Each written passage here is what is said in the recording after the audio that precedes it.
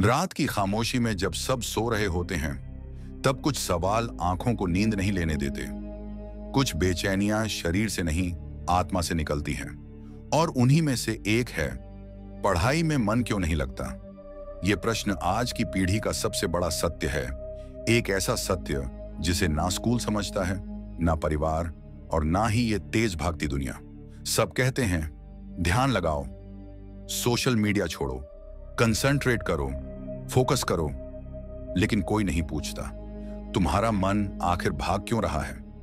मन किसी काम से भागता नहीं है, जब तक वह उस काम में कोई गहराई, कोई अपनापन, कोई उद्देश्य न महसूस करे। और आज युवाओं की आंखों में सपने तो हैं, पर उन सपनों का रास्ता धुंधला है। कक्षा में बैठा एक युवा लड़का किताबें खोलता है, पर उसके अंदर शून्यता फैलती जा रही है। हर शब्द उसे भारी लगता है, हर पंक्ति बोझ सी बन जाती है। वह सोचता है, मैं इतना थका हुआ क्यों हूं? मुझे पढ़ना तो है, लेकिन मन क्यों नहीं मानता? क्या मैं ही गलत हूं या कुछ और? और यहीं से शुरू होती है उस अदृश्य जाल की कहानी, जिसे हम देख नहीं सकते, लेकिन हम सब उसमें बंधे हुए हैं। पढ़ाई अब सिर्फ पढ़ाई नहीं रही, वो एक दौड़ बन गई है, एक प्रतियोगिता जिसमें जीतने की ललक से ज्यादा हारे नहीं जाने का डर सवार है। Coaching class, mock test, ranking system और हर तरफ से उठती हुई आवाजें, तेरा सिलेक्शन नहीं हुआ तो तू क्या करेगा? तेरे साथ वाला लड़का टॉप कर गया, इतने पैसे खर्च हो रहे हैं तुझ पर। ये आवाजें पढ़ाई से पहले मन को कुचल देती हैं। मन कहां पढ़ सकेगा जब आत्मा दब चुकी हो? युवा पीढ़ी की सबसे बड़ी समस्या आज डिस्ट्रैक्शंस नहीं है, बल्कि उनका भीतर से टूटना है। उन्हें नहीं बताया गया कि उनका उद्देश्य क्या है। उन्हें बस यही बताया गया, मार्क्स लाओ, सिलेक्शन पाओ और जॉब पक्का करो। लेकिन किसी ने नहीं पूछा, तुम क्या बनना चाहते हो? तुम्हें किस चीज से प्रेम है? तुम्हारी आत्मा किस दिशा में दौड़ना चाहती है? और जब ये सवाल अनसुने रह जाते हैं, तो पढ़ाई एक जेल बन जाती है, जहां दिन रात मेहनत तो होती है, लेकिन भीतर कहीं कुछ मर रहा होता है। दूसरी तरफ सोशल मीडिया की दुनिया एक और मायाजाल बुन रही है। हर तरफ दिखता है, कोई ट्रेवल कर रहा है, कोई लग्जरी लाइफ जी रहा है, कोई 22 साल में करोड़पति बन गया है। और फिर एक छात्र अपने कमरे में बैठा सोचता है, मैं तो बस किताबों में ही उलझा हूं, क्या मैं पीछे छूट गया? ये कंपैरिजन का जहर मन को सबसे पहले खोखला करता है। पढ़ाई से पहले जहन में एक शंका बैठ जाती है, क्या मैं सही कर रहा हूं? और शंका जब गहरी हो जाती है, तो एकाग्रता टूट जाती है। युवा की सबसे बड़ी आवश्यकता है अस्तित्व का बोध। जब तक उसे यह एहसास नहीं होता कि वह क्यों पढ़ रहा है, उसका सपना क्या है, उसकी आत्मा किस दिशा में चलना चाहती है, तब तक पढ़ाई चाहे कितनी भी जरूरी क्यों ना हो, मन को आकर्षित नहीं कर सकती। यही कारण है कि आज लाखों छात्र किताबें तो खोलते हैं, पर पढ़ नहीं पाते। वो कोचिंग जाते हैं, लेकिन अंदर कुछ बुझा बुझा सा रहता है। वो लक्ष्य सेट करते हैं, पर उसे पाने की आग धीरे धीरे बुझती चली जाती है। एक और गहरी वजह है थकान, जो मन की है। हमारे युवाओं को कभी अपने विचारों के साथ बैठने का वक्त नहीं मिला। हर दिन नया टास्क, नया टेस्ट, नया चैप्टर, नया नोट्स। कोई ठहराव नहीं, कोई विश्राम नहीं। शरीर थकता है तो नींद आती है, मन थकता है तो उदासी, भ्रम और अवसाद आता है। और यही अवसाद धीरे धीरे पढ़ाई को मन से काट देता है।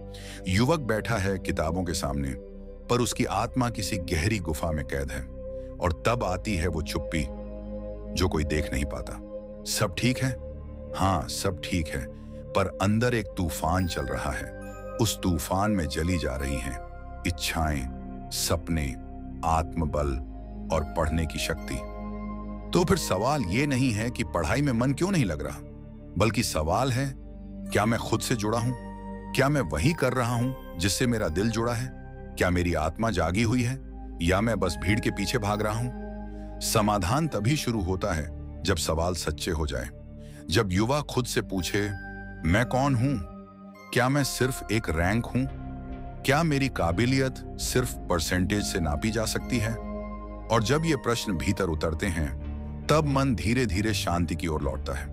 युवाओं को जरूरत है एकांत की, भीतर झांकने की, कुछ देर के लिए सोशल मीडिया से दूर अपने असली रूप से मिलने की, जहां कोई नंबर नहीं, कोई रैंक नहीं, सिर्फ वो खुद हैं। एक यात्रा पर। जब मन इस सत्य से जुड़ता है कि पढ़ाई मात्र एक माध्यम है, जीवन का उद्देश्य नहीं, तब एक नई रोशनी जागती है।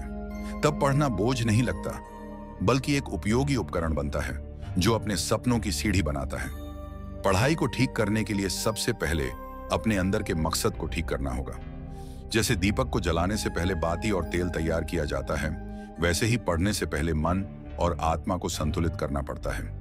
यह संतुलन आता है जब आप अपना रास्ता पहचानते हो, जब आप खुद को स्वीकार करते हो, जब आप डरना छोड़ते हो।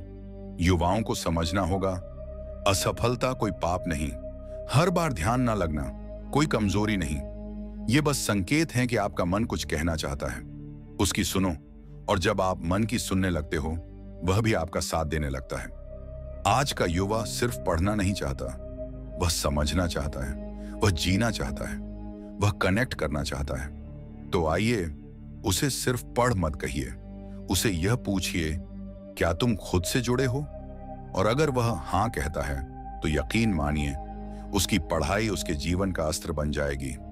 धीमे सुर में फेड आउट, वॉइस ओवर, धीमा, शांत। अगर तुम्हें यह लगने लगा है कि तुम्हारा मन पढ़ाई में नहीं लग रहा, तो रुक जाओ, भीतर झांको और खुद से एक बार पूछो, क्या मैं उस रास्ते पर हूं जो मेरी आत्मा ने चुना था?